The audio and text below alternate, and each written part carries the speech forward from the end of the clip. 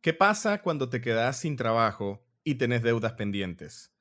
A todos nos ha tocado o conocemos a alguien que le haya tocado y siempre la pregunta es la misma: ¿cómo vamos a hacer para sobrevivir y al mismo tiempo salir de deudas o evitar que empeoren? Este es uno de los tantos casos que le llegan a la experta en finanzas personales, Elaine Miranda, y es de lo que hablaremos hoy en el podcast Endeudados Anónimos. Bienvenidos a Endeudados Anónimos, el podcast donde compartiremos historias reales de endeudamiento de parte de personas que han buscado ayuda en medio de la desesperación y la urgencia. Conocer las experiencias de otros nos puede dar una mejor perspectiva de nuestras propias finanzas y siempre habrá alguna lección que aprender. Con Elaine Miranda y Ricardo Zambrana. Suscríbanse.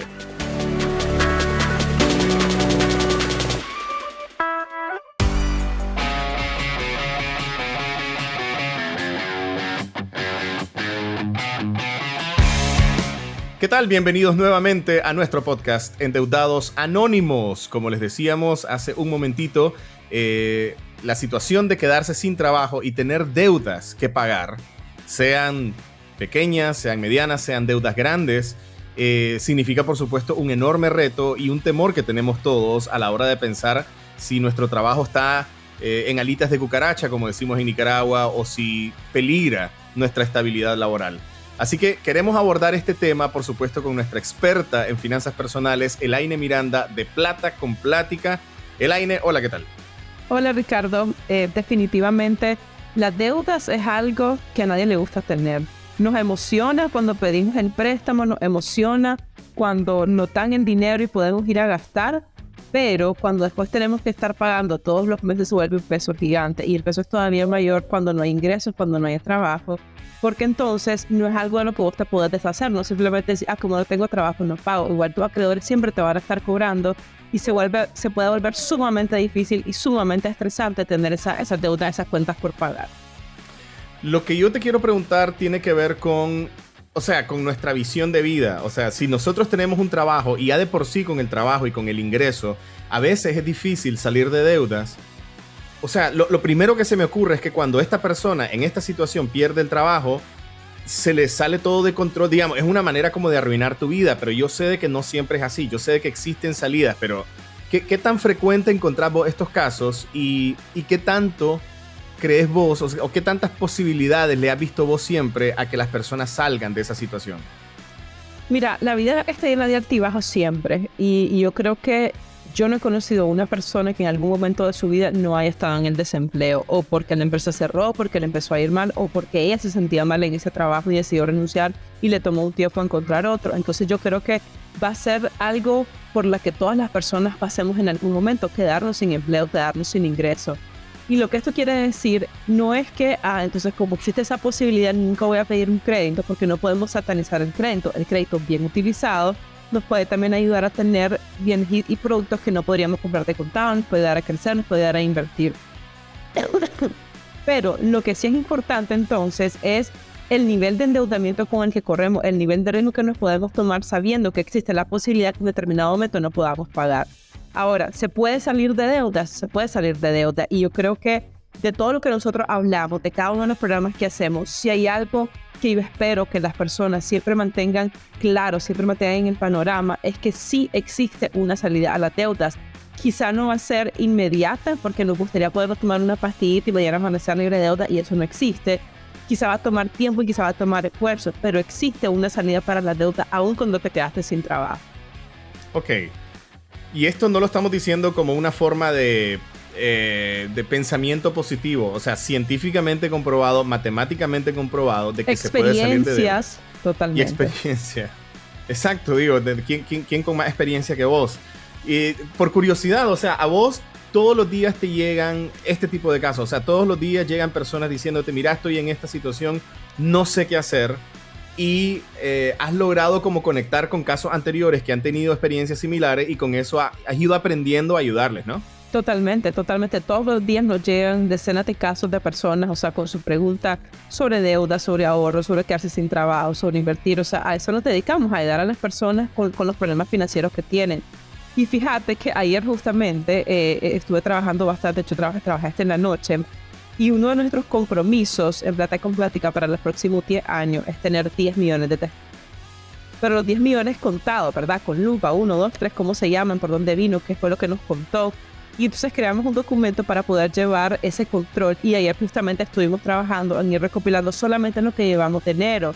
Y nos damos cuenta cómo pequeños pasos, pequeñas acciones pueden hacer una gran diferencia. Entonces, tal vez no es una acción gigante en un día, sino más bien una serie de pequeños pasos que hacemos constantemente. Ok, o sea, en vez de ser un problema general, así como quiero salir de deudas, son un montón de problemas más pequeños y más manejables. O sea, ok, ¿en qué tengo que dejar de gastar? Ok, ¿a dónde tengo que apretar? Ok, de mis ingresos, ¿qué porcentaje tengo que dedicar a tal cosa? Ok. Creo que muchas veces hemos hablado pues de qué porcentaje, de cómo administrar mejor tu salario, de cuánto debería de ir a tal cosa, de cuánto debería ir a tu fondo de emergencia, o sea, de cómo hacer tu presupuesto, pero obviamente cada caso es diferente. Hace unos días estaba viendo este tema, por ejemplo, y yo sé que no tiene mucho que ver, bueno, tiene que ver con finanzas, pero no directamente.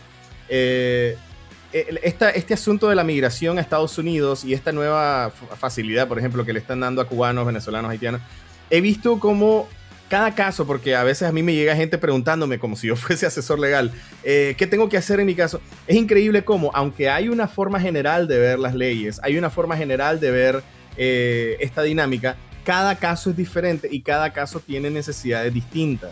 Y entonces, pues puedes explicarle sobre deudas a un grupo de 10,000 personas, pero realmente para que esas 10,000 personas lo puedan aplicar bien, tendrías que ir una por una, escuchar su caso, escuchar su situación, cuánto gana, cuánto debe, etcétera, y ahí tal vez encontrar la solución. Entonces, ¿cómo pueden las personas tomar todo esto que escuchan acá y adaptarlo a sus propios casos? Mira, definitivamente tener una herramienta, un recurso donde vos puedas como depositar todo eso que tenés en tu mente, todos esos números que andan volando por ahí y ponerlos en un papel es el primer paso. La buena noticia es que en nuestra plataforma de educación financiera en plataconplatica.com, si en la parte de arriba vos te vas a herramientas, tenemos casi 30 herramientas gratuitas ahí de libre descarga. Gratis, gratis, así de... Gratis, así de, solo le das clic, descargar y ya. O sea, no sé cómo hacen ahora las páginas que me mandan a otra página y después a otra página y después un captcha y después descargar. No, esto es descargar directo. No. Esto es descargar directo. Entonces, el método bola de nieve, el método la avalancha, los diferentes formatos de presupuesto. Este 2023 justamente lanzamos lanzamos 2 nuevos formatos de presupuesto. Uno para gente joven. Gente joven, entiéndase, gente que no tiene hijos, no tiene grandes responsabilidades, quizá vive con su mamá o su papá o vive con roommates, y uno como para familias, por ejemplo, que es el que utilizamos nosotros. Entonces, cuando vos empezás a agarrar todas estas herramientas, ¿verdad? Y vos decís, ok, voy a empezar a depositar ahí todos mis números, ¿verdad? Cuánto yo estoy ganando y qué estoy gastando y qué puedo recortar, cuánto le voy a poner a mi deuda. Te das cuenta que sí puedes salir de deuda. Yo siempre digo que yo no soy de esas personas, o en Plata con Plática no hacemos eso que hacen otras empresas que, por ejemplo, te dan como la mitad nada más, ¿verdad? Y te dicen, bueno, pero si quieres la otra parte, entonces me tenés que contratar. En realidad, todos los recursos están ahí, están disponibles para que la gente lo haga. Lo que pasa es que al ser humano, por naturaleza, como que le da pereza y el tema de la procrastinación nos mata. Entonces sentimos que necesitamos a alguien al lado que nos esté acompañando y que esté como metiendo esos números por nosotros. Cuando yo voy a las empresas y hago programas de educación financiera y hacemos, por ejemplo, taller donde la gente tiene que trabajar en estas herramientas, son las mismas herramientas. O sea, no es que no guardamos, ¿me entendés? Como esta información clasificada solamente para los clientes, no es cierto, todo es de libre acceso. La única diferencia, claro, es que en los programas de educación financiera o en los talleres o en las charlas, mi equipo y yo estamos ahí para ayudar directamente a las personas. Sin embargo, vos, Ricardo, venís y agarrás ese producto y te sentás y empezás a leer y tomar el tutorial, lo vas a poder hacer por tu cuenta. Requiere eso, requiere tiempo y requiere esfuerzo. Es importante que hagas la aclaración, en primer lugar, porque la mayoría de nosotros, y me incluyo, necesitamos iniciativa. O sea, a veces a mí, a veces yo logro como enfocarme y decir, bueno, Ricardo, te toca a vos venir y dar este paso, pero muchas veces necesitamos como que nos den direcciones, necesitamos como que nos digan qué hacer, porque nos cuesta. A veces tenemos miedo de elegir mal, tenemos miedo de no irnos por la dirección que hay. Tal vez te da como seguridad quizás tener ese apoyo. Pero por otro lado, también es importante que aclares de que son recursos completos, porque es muy normal hoy en día entrar en una plataforma, en una aplicación, y que la aplicación, las mejores características y las mejores funcionalidades son cobradas. Entonces vos entras, descargas una aplicación de foto para ponerte tu foto bonita, por ejemplo, y los mejores filtros los cobran. Eso tenés que pagar, sí, en premium que le llaman. Exacto. Entonces, obviamente, te tientan con unos filtros así a medias, pero lo bonito, lo bonito. No, pero yo quiero el otro. Ajá, y cuando te hacen la publicidad, te ponen la publicidad de lo que al final vas a tener que pagar, pues. Entonces, qué bueno saber de que es totalmente gratis, completa. O sea, el producto completo. Dicho esto, solamente te voy a decir, son tan buenos, no solamente porque lo dice yo, pero yo los trabajo. O sea, ese formato de presupuesto que lanzamos en el 2023 ahorita, en enero, no es, este es el que te doy, ¿verdad? Pero yo tengo uno mejor. O sea, yo estaba emocionada por terminarlo porque es el que yo con mi familia estoy usando también. Ok, eso también es importante. Pues no estás vendiendo un producto que no usas, sino estás vendiendo, ni siquiera vendiendo, estás ofreciendo y compartiendo algo que te sirve a vos y que vos mismo utilizas. Y, o sea, es como, básicamente sí, es como ofrecer una medicina que vos también estás tomando. Pues, o sea, no vas a engañar a nadie diciendo, esto funciona porque yo digo que funciona. No, esto funciona porque a mí me ha funcionado. Ahora, Ela, volviendo un poco al tema de perder tu trabajo mientras tenés deudas. Con solo pensarlo, pues a cualquiera de nosotros nos despierta como una especie de ansiedad porque a cualquiera le puede pasar, porque uno no quiere, o sea, uno quiere tener cosas en la vida, uno quiere comprarse su carro, uno quiere comprarse sus muebles, uno quiere tener electrodomésticos, uno quiere tener una vida relativamente cómoda y al mismo tiempo uno sabe de que para poder hacer estas compras muchas veces te tenés que meter en deudas siempre y cuando las puedas controlar, y perder un trabajo es una de las maneras en las que más fácilmente y más rápidamente puedes salirte de control con tus deudas. Antes de entrar en la carta, sí quería preguntarte cómo son los bancos, cómo son las microfinancieras y cómo son los prestamistas a la hora de que uno de sus clientes se encuentre en una situación en la que ya no tenga ingresos. O sea, qué tan flexibles son, qué tan tolerantes, cómo se comportan estas instituciones en este tipo de escenarios. Normalmente, entre más grande la institución, una mayor posibilidad de flexibilidad existe. Entre más baja, y lo que siempre decimos, cayendo en esa pirámide de préstamos, más difícil se vuelve, más estresante se vuelve. Siendo lo más bajo, el prestamista. Los prestamistas, exactamente. Okay, ese es como el fondo de la pirámide. Exacto, okay. Ese es como lo peor, pues. Y yo no sé si vos te acordás, Ricardo, aquel artículo que escribimos en la plataforma iba en conjunto sobre el tema del suicidio ocasionado por las deudas, y que era sobre una mujer, sobre una noticia que salió en febrero de hace 4 años ya, en el 2019, de una mujer en Colombia que se tiró de un puente, pero se tiró embarazada y con un niño, o sea, con su hijo que tenía como 5 años, una cosa por el estilo. Y las deudas que tenía eran con prestamistas que la llegaban a acosar, pues, o sea, entonces el nivel de estrés que ella tenía era demasiado alto y sentía que no podía confiar en nadie, ni que la ayudara ni para dejar a su hijo, pues, ¿me entiendes? Ya por último. Entonces, el prestamista, digamos que está por fuera de la ley, si lo ves así. Y como es una persona natural, no hay una estructura detrás, no hay leyes, no hay políticas, no hay nada. Entonces, está jugando con su dinero y por supuesto que sus maneras de cobrarte no van a ser las más saludables. El banco, cuando nos vamos como al otro extremo, ¿verdad? Que es como la punta de la pirámide, la banca en general va a tener los requisitos más altos, va a ser más engorroso el proceso. Es lo que yo siempre digo, que un banco te dé un préstamo va a ser más complicado a que cualquier otra institución financiera te dé un préstamo. Sin embargo, cuando vos logras pasar ese filtro, es mucho más fácil la relación después con ellos, precisamente porque el filtro fue tan alto que ellos casi tienen garantizado que de alguna manera la gente van a poder pagar. Porque la gente que los bancos toma para poder dar un préstamo suelen ser aquellas que tienen un riesgo menor. Las otras instituciones financieras existen, o sea, las financieras, las microfinancieras, etcétera, precisamente porque hay un mercado de un riesgo mucho más alto que la banca no ha podido tomar, no quiere tomar, y eso está bien. O sea, el banco y las instituciones financieras en general son como cualquier otra industria, ¿verdad? Y tienen diferentes mercados, tienen diferentes enfoques y hay para todo el mundo. ¿De acuerdo? Entonces, esto lo menciono porque cuando vos no podés pagar un préstamo con un prestamista, no es lo mismo que cuando vos no podés pagar un préstamo con un banco, por ejemplo, que va a ser mucho más difícil que suceda, y como también sus herramientas de todo, de análisis, de cobranza, de análisis de riesgo, etcétera, son más grandes, son más potentes. están como más encima tuyo. Entonces, si vos ves, por ejemplo, la cartera de mora que tienen los bancos es bien baja comparado con las otras instituciones financieras. Eso responde a tu pregunta, porque siento como que me fui No, totalmente. Y es que lo importante es abordar esto de la manera más amplia posible, porque nuestra carta de hoy, que tiene una particularidad que ya les vamos a mencionar, tiene que ver con esto, pues, porque, nosotros tuvimos una situación muy particular en Nicaragua en 2018 y creo que todo el mundo experimentó algo muchísimo peor en la pandemia, pues, o sea, en la que muchos negocios tuvieron que cerrar, el comercio se detuvo, un montón de gente perdió su trabajo. Y esto obligó a varias personas, obviamente, a ver cómo hacían con respecto a su deuda, y esto también hizo que varias instituciones financieras tuvieran una especie como de periodo de gracia, como de flexibilidad, sabiendo de que la gente, de una forma masiva, no tenía recursos para pagarles.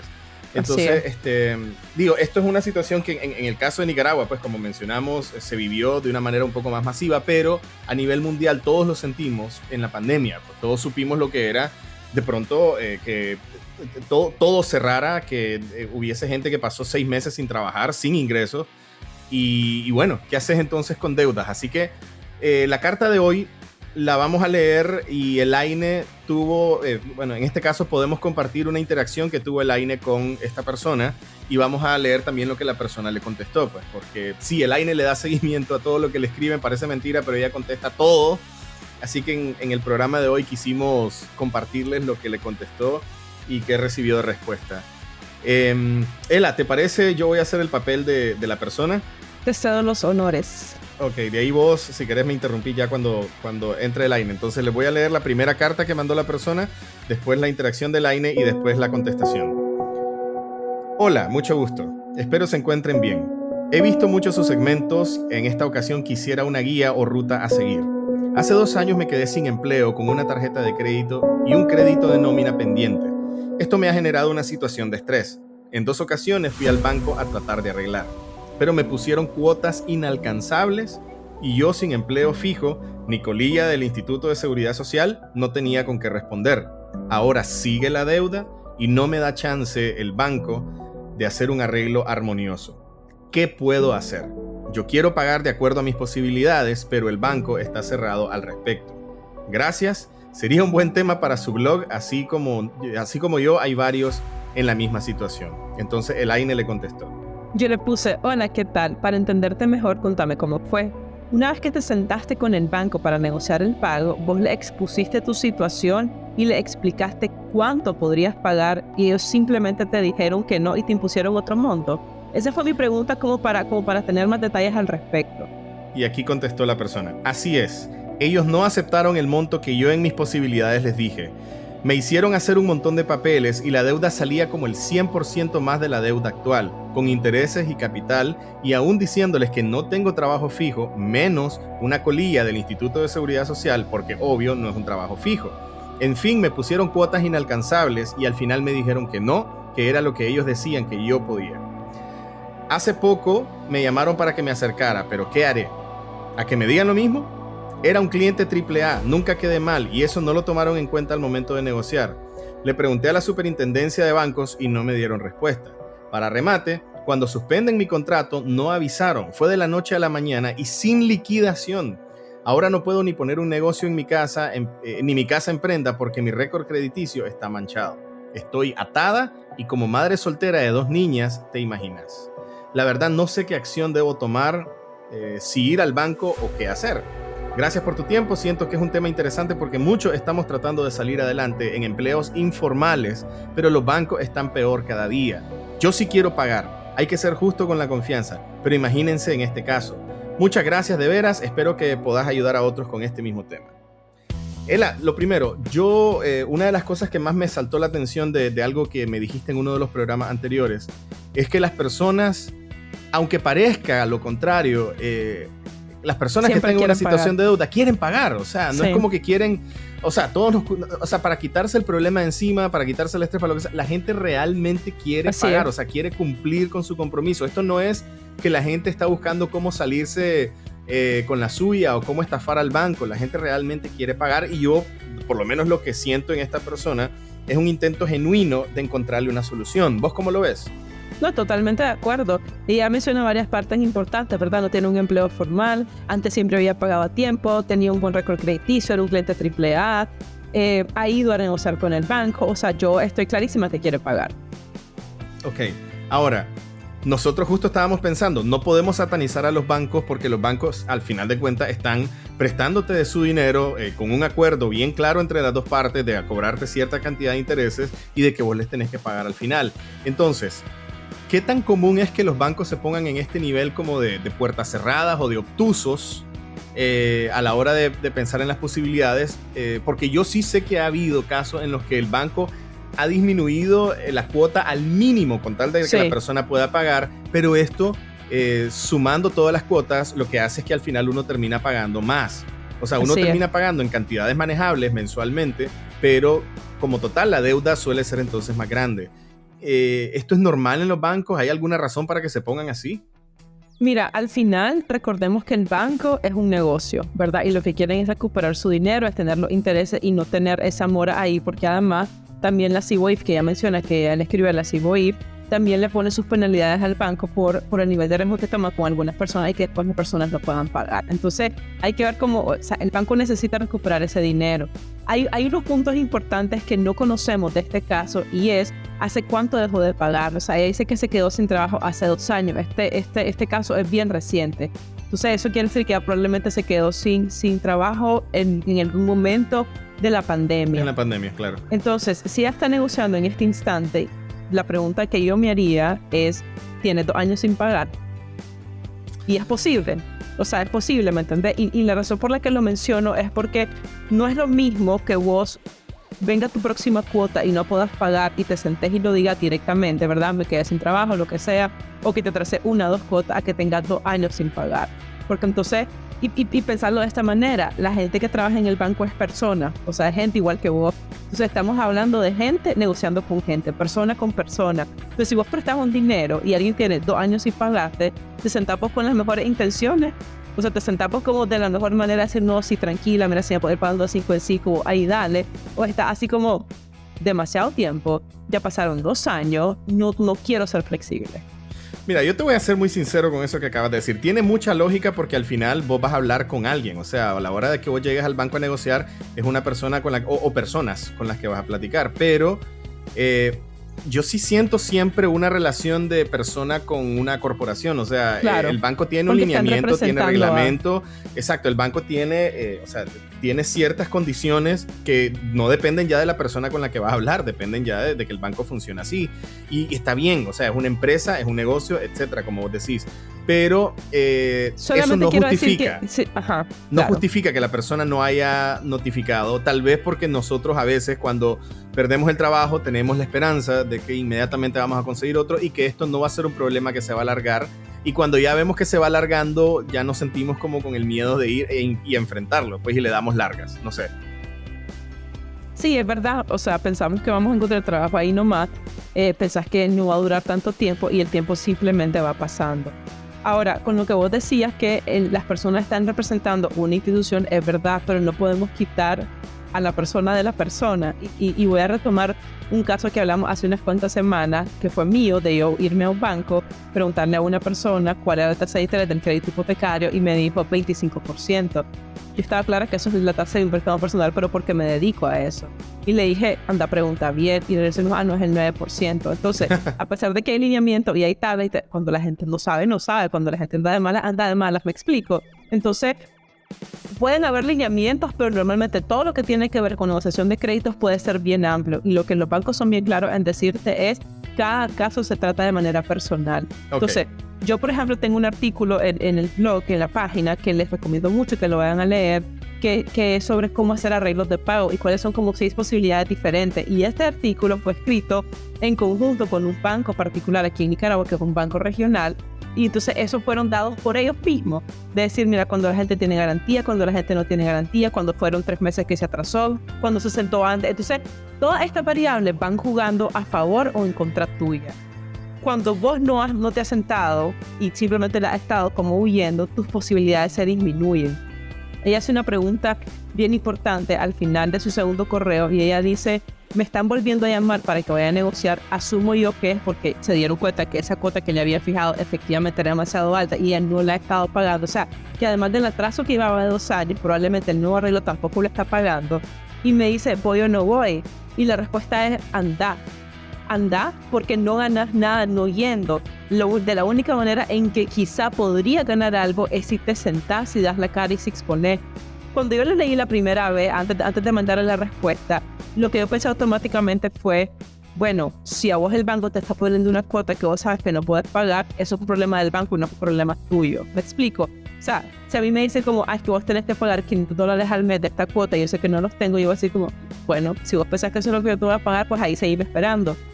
Va a sonar, no quiero decir que tirándote por la calle en medio, pero una vez que tu récord está afectado, lo que conocemos tradicionalmente como manchado, que eso no existe, pero el récord afectado, en realidad no importa cuánto más te tardes porque es que tu récord ya está dañado, ¿me explico? Sí, te entiendo perfectamente, pero también ella menciona este asunto de al final pagar el 100% más de la deuda actual. Y yo por eso también te quiero preguntar si eso es normal. O sea, voy a darte un ejemplo. Yo hago un préstamo de $1,000 y con los intereses yo al final voy a pagar $1,400. Ponele que ese fue el acuerdo porque yo lo voy a pagar en tantas cuotas, en $100 al mes. Y yo al final voy a pagar $1,400. O sea, yo estoy pagando 40% más de lo que yo presté. Ponele que ese es el acuerdo. Pero si viene el banco para arreglar y me dice, mira, no hay falla, vas a pagar $10 al mes. O sea, tu cuota va a ser súper suave porque sabemos de que estás mal. Pero al final vas a pagar $2,000. Entonces, también es entendible que por mucho que la deuda sea mucho más manejable, que yo sí pueda pagar $10 al mes, o sea, sí se siente injusto que después de un acuerdo de 1,400 le suban tanto a lo que terminas pagando al final. Yo sé que al final también es injusto de parte mía no pagar y no cumplir con mi acuerdo si me atraso en las deudas, pero ¿a dónde hay un punto medio ahí? A ver, esto es un asunto matemático, en realidad es un asunto de aritmética. Yo sé que suena un montón pagar el doble, pero no veo al banco aprovechándose. Veo simplemente la realidad de las tasas de interés que tenemos en Nicaragua y eso es un asunto de país, es un asunto de riesgo país, es un asunto de la tasa LIBOR que se tome en cuenta más lo que tienen que ganar los bancos. O sea, no es manejable y voy a hablar de un caso bien personal y es el mío. Muy pocas veces he dicho esto, pero lo voy a contar. Cuando llegó el 2018 en Nicaragua, a nosotros, o sea, a mi esposo y a mí, nos empezó a ir súper mal. Y además yo estaba embarazada, tenía 1 mes y medio de embarazo cuando estalló todo lo del 2018. La empresa que él tenía en aquel entonces pasó en 3 semanas de tener 32 clientes a tener 6 clientes. Y él tomó la mala decisión, porque se fue una muy mala decisión, de mantener a todo el personal hasta septiembre, durante 5 meses con esos ingresos. Eso hizo que la empresa, y por ende nosotros, nos fuéramos endeudando. A mí, en Plata con Plática, también me empezó a ir muy mal porque no había nadie que quisiera poner contenido en redes sociales porque lo único de lo que podías hablar era de la situación política y todo el mundo te acordás, todo el mundo te tachaba mal si vos publicabas algo más. Sí, solo aclaro para gente de otros países, okay. Digamos que el país se paralizó durante varios meses, sí, por una crisis social. Entonces la cuestión es que nuestros ingresos se redujeron al mínimo y pues había renta que pagar, había comida que comprar, etcétera. Y nosotros comenzamos a utilizar la tarjeta de crédito sabiendo lo que iba a suceder. Cuando llegó el 2019, esa deuda era como de unos $4,000 y pico, tal vez $5,000, $4,000 y cacho.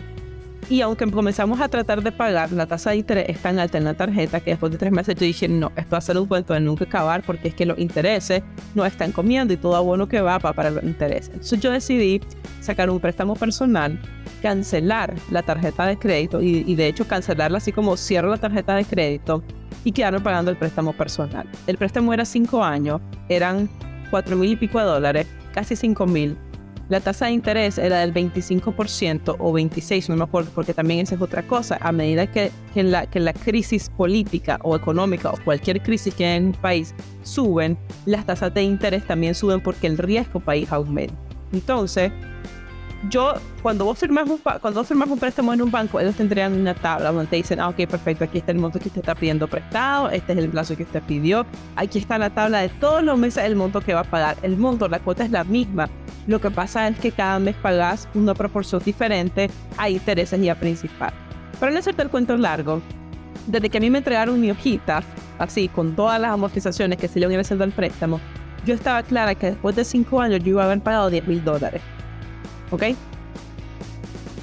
Entonces, yo pedí prestado 4,000 y pico para cancelar la tarjeta de crédito, pero después de 5 años ese monto iban a ser casi $10,000. Era un poquito más del doble.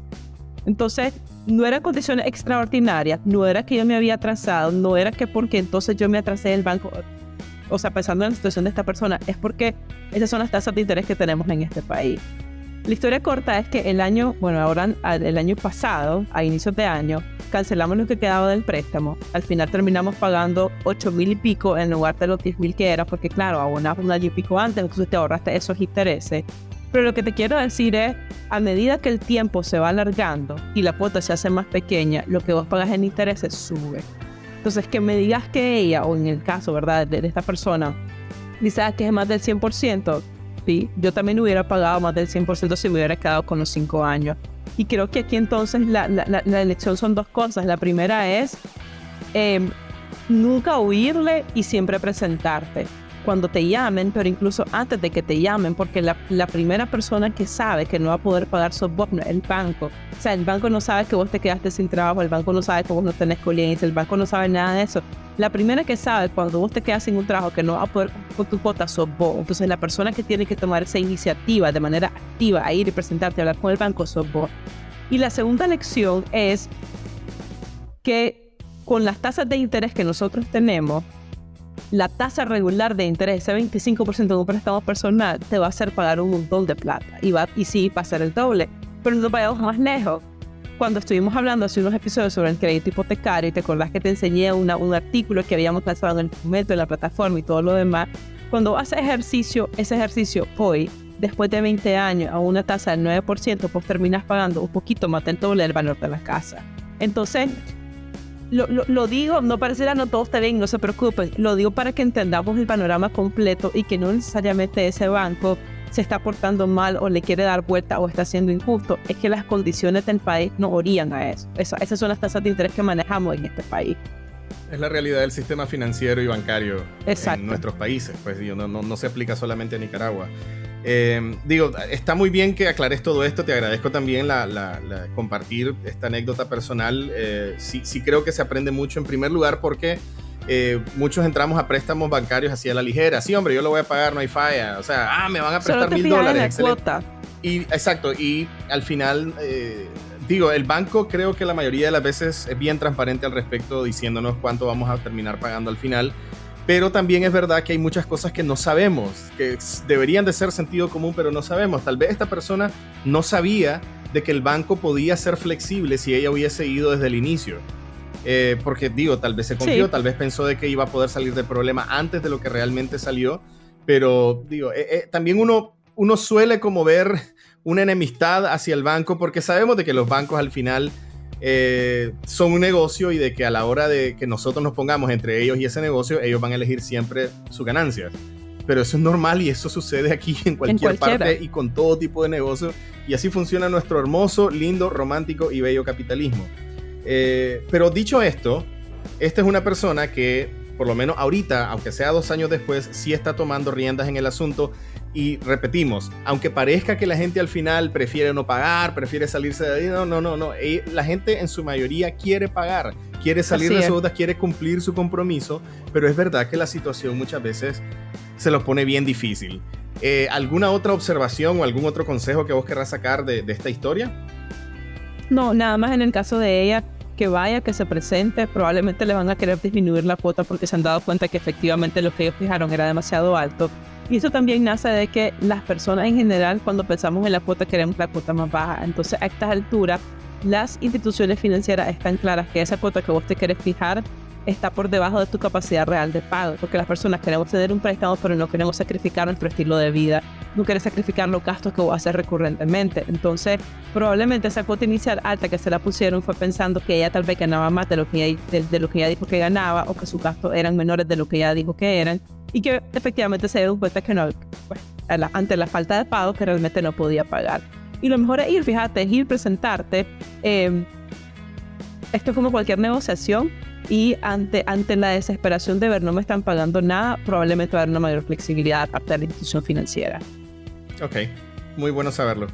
Y con esto, pues por supuesto, siempre hay una lección que aprender o muchas lecciones que aprender con historias aparentemente sencillas como esta. O sea, una persona que tenía deudas y que perdió su trabajo, ya sabemos que lo primero que hay que hacer es notificar a la institución financiera, presentarnos, plantear el problema, plantear la situación. Muchas veces se va a encontrar una solución antes de que el problema empeore. Y esto porque precisamente cuando el problema empeora va a ser más difícil encontrarle una solución que nos convenga a todos. Y otra cosa que yo saco de aquí, es verdad, y uno tiene que asumirlo, es que es cierto, si uno quiere una cuota baja, uno va a tener que asumir más intereses, o uno va a tener que asumir un pago mayor al final. Y esto, aunque es una norma para todas las deudas, uno pensaría que a veces en medio de la flexibilidad del banco con esto, uno se salvaría de eso, pero no, la verdad es que funciona según la tasa de interés del país, que está normal en el país, y es bueno aclararlo, pues para que tampoco nos confiemos. Ok. Dicho esto, Ela, me gustaría que le dijeras a nuestros oyentes y a los que nos están viendo por YouTube, en primer lugar, que se suscriban, ya saben, y en segundo lugar, ¿dónde pueden encontrar más información? Estos artículos que vos decís, todos los recursos que vos dijiste que están gratis para ellos, para que ellos puedan hacer su presupuesto, su planificación, para que conozcan mejor su vida financiera. Mira, nuestra plataforma de educación financiera es plataconplatica.com. Ahí tienen más de 1,500 artículos escritos, tienen todas las herramientas que son gratuitas y pueden descargar. Y si están en Facebook, si están en Instagram, también nos pueden encontrar como @plataconplatica. Perfecto. Con esto nosotros les invitamos a estar pendientes de cada capítulo en nuestro canal de YouTube, en Spotify, y nos veremos y nos escuchamos en el próximo episodio de Endeudados Anónimos. Conocer las experiencias de otros nos puede dar una mejor perspectiva de nuestras propias finanzas y siempre habrá alguna lección que aprender. Suscríbanse.